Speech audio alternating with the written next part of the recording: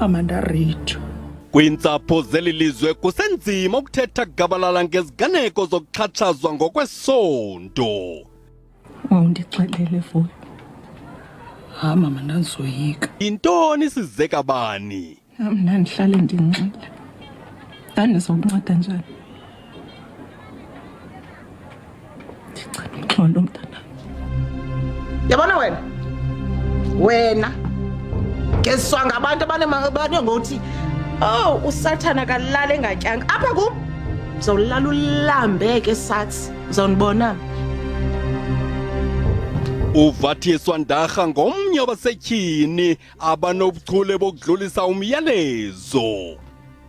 I-research mna ndithatha i-script ndi-create lo character, so that's what I did kwi-Home Affairs udlala uMiriam.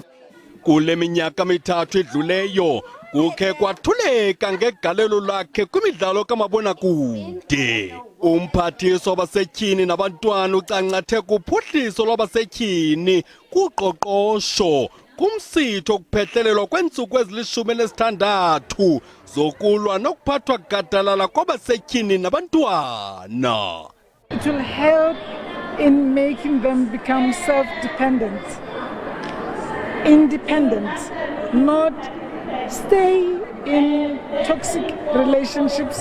Kwincwadi yakutshanje kaVatiswa Ndara ethi-Unfiltered udandalazisa elubala uxhatshazwa kwamagcisa nabadlali kumabonakude nemiboniso bhanyabhanya yeli lizwe. And I hope in the book there are so many things that will be answered about my journey, because there have been so many different takes and perceptions about me.